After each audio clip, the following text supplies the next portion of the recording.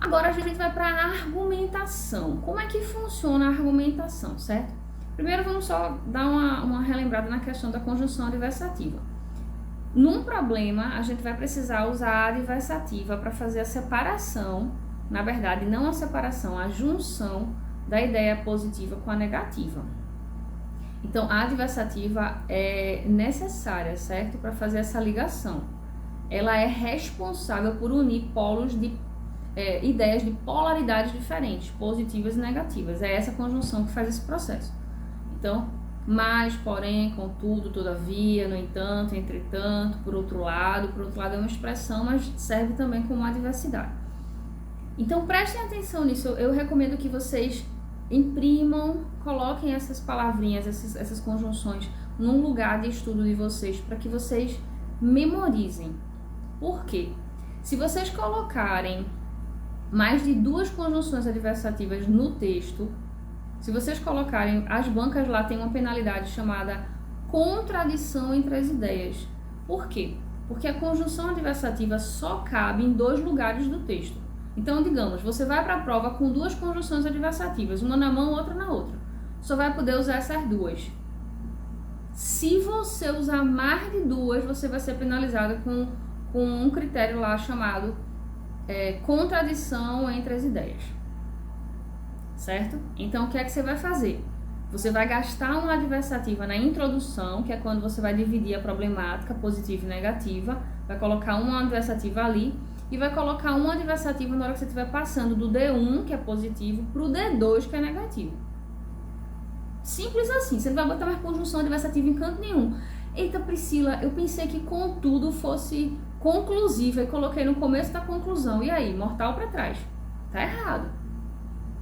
Contudo, é uma conjunção adversativa que um monte de candidatos coloca no começo da conclusão, achando que é uma conjunção conclusiva, e não é. Então, por isso que eu estou dizendo, imprimam essas conjunções, coloquem na porta do guarda-roupa, na mesa de estudo, no computador, tatuem no corpo, façam qualquer coisa, pelo amor de Deus, mas não botem mais de 2. Se vocês botarem, vocês já sabem o que é que vai acontecer. E quando a estrutura for por tópicos, vou botar uma vez. Por quê? Porque quando a estrutura é por tópicos, vocês vão ver que não tem introdução nem tem conclusão. Então só pode botar uma. Se botar 2, mortal para trás. Vocês precisam memorizar isso, pelo amor de Deus. Porque essa estrutura aqui é muito simples, mas vocês precisam lembrar dessas características gerais para ir acertando direitinho. Então, falei aí, em contrapartida também é uma expressão que vocês podem usar com sentido de adversidade. Bora lá. Então, a gente vai ver aqui o que é um argumento. Bora falar no que é um argumento para a gente ver quais são as partes e as técnicas que vocês podem usar para argumentar bem, certo?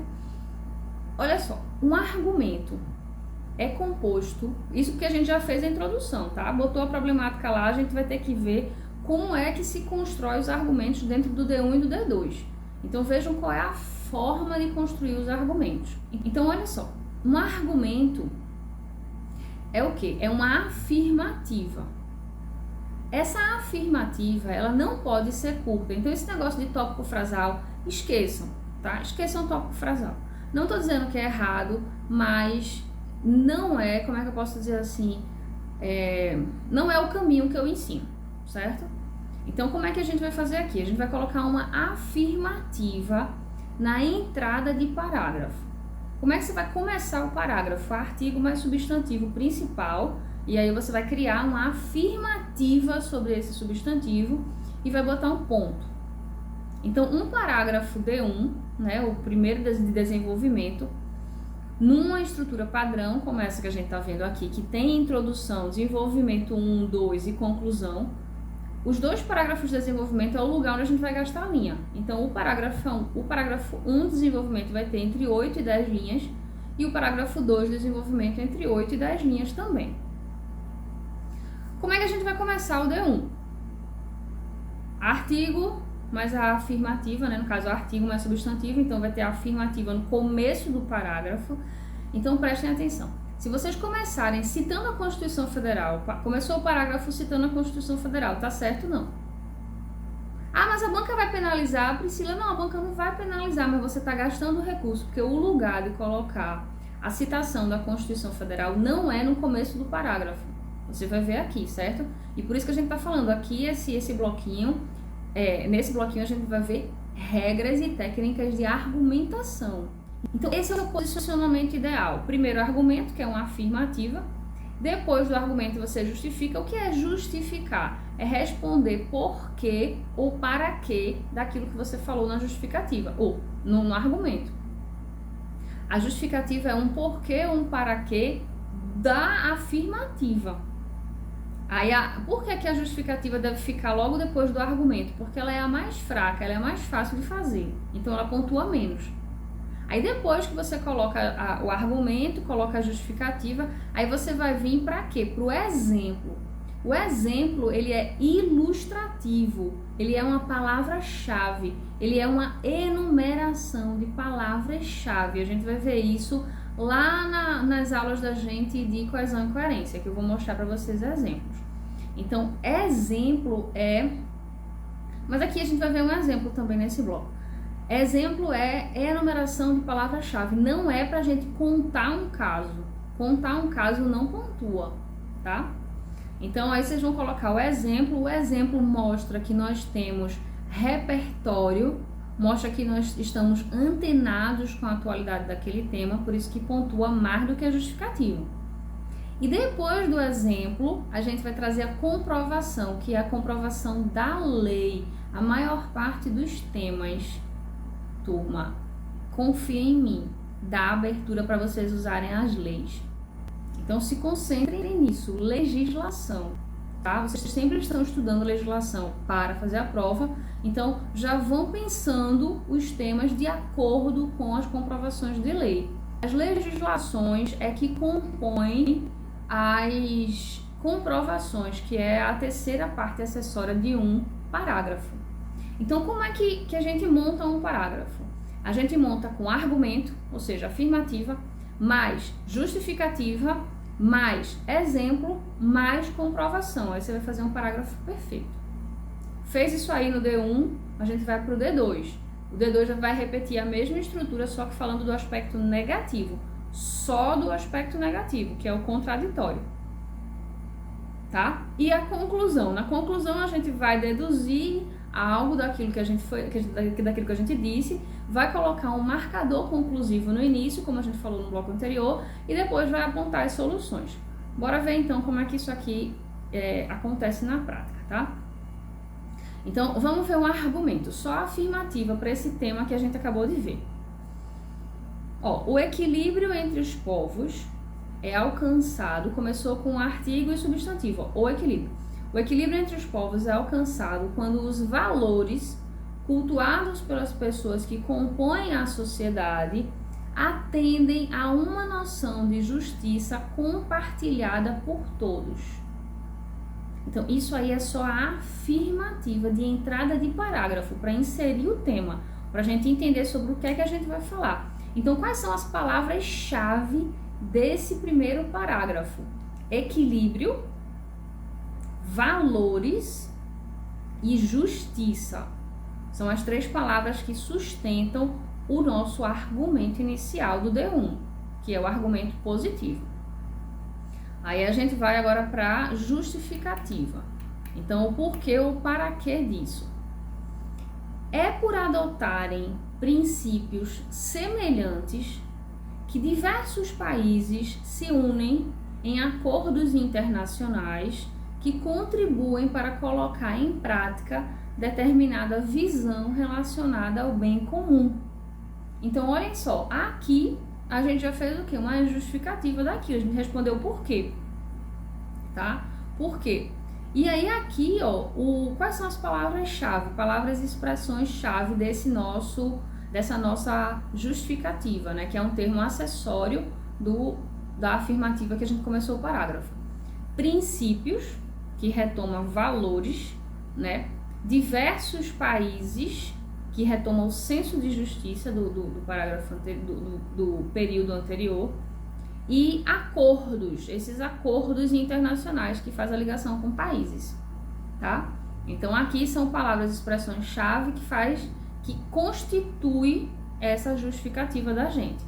Aí a gente vai aqui para a terceira parte do nosso parágrafo, que é o exemplo. Olha só como é que a gente bota um exemplo. A Declaração Universal dos Direitos Humanos é um exemplo disso, dado que em tal tratado os direitos do indivíduo são considerados universais e inalienáveis. Olha que no período anterior, na justificativa, a gente colocou que diversos países eles concordam com alguns princípios e isso faz com que esses países tenham uma visão ligada ao bem comum e aí eles são partícipes de acordos, não é isso? Então, a Declaração Universal dos Direitos Humanos é um exemplo desses acordos. Fechou? Isso aí é um exemplo. Então, você cita a Declaração Universal dos Direitos Humanos e diz o que é que ela é. Aí, isso é um exemplo. Aí, a gente vai para a próxima parte, que é a comprovação, que é quando a gente vai citar a legislação, tá?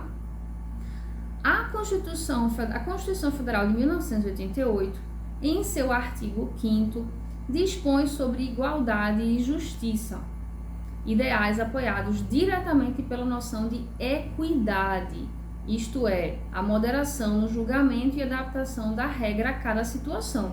Então vejam que a gente trouxe a questão da equidade, que também é positivo, para ser desenvolvida como comprovação, porque o princípio da equidade está de forma subjetiva na Constituição Federal, ali no artigo 5º.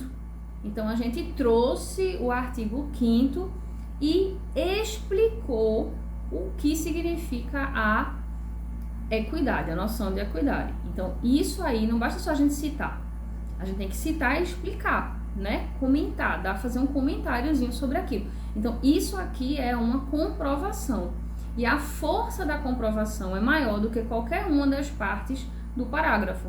Por isso que essa parte aqui é a que deve fechar o parágrafo. A gente fecha o parágrafo com a parte mais forte da argumentação. Certo? Então aqui nesse bloquinho nós vimos técnicas de argumentação. Então as técnicas consistem em quê? Em potencialização daquilo que a gente diz. Então o que é uma técnica de argumentação? É você lançar um argumento com a ideia que rege esse argumento, sendo a ideia de regência do parágrafo. Então eu vou falar sobre que assunto, qual é o conteúdo. Você vai usar as palavras-chave. Percebam que nas palavras-chave que a gente usou, existe uma progressão textual. Então, ó, vamos rever aqui para a gente dar uma olhada na progressão. A gente falou, ó, equilíbrio, valores, justiça, princípios, acordos, direitos humanos, equidade. Então, todas essas palavras que eu citei agora são palavras que a gente considera palavras-chave, tá? Para o desenvolvimento da nossa problemática, que é qual? A nossa problemática é diversidade versus injustiça, que é um problema que cai o tempo todo em concurso. A diversidade, as diferenças, as minorias são vítimas de injustiça social. Perceberam? Não é simples? É isso aí. Então, técnica para argumentar é você saber posicionar as ideias no lugar certo para potencializar o valor delas. Então, quando você começa um parágrafo de desenvolvimento com a Constituição Federal, você está mostrando que você não tem técnica para argumentar. Por quê? Que você não está argumentando com técnica, você está argumentando de uma forma genérica. Por quê? A comprovação, ela potencializa um argumento, mas ela potencializa se ela vem posicionada no final do parágrafo. Certo? Então, digamos que você tivesse começado o desenvolvimento, o D1, com a Constituição Federal e no final do parágrafo tivesse colocado a justificativa. Então, você desequilibrou o seu parágrafo. Então o parágrafo não vai terminar no ápice, na parte mais forte. Ele está começando com a parte mais forte, ou seja, você está gastando munição. Aí quando chega no final vem a parte mais fraca. Então, do ponto de vista do convencimento, não fica bem feito. Não convence. Para que a gente convença, a gente tem que jogar a carta mais forte no final do parágrafo, porque aí ele fica imbatível. É assim que funciona. Então, técnica de argumentação é posicionamento de ideias. A gente precisa aprender a posicionar as ideias que valem menos nos lugares que chamam menos atenção e as ideias que valem mais nos lugares que realmente elas causam impacto. Fechou? Então a gente vai encerrar esse bloquinho aqui com esses exemplos. Beleza?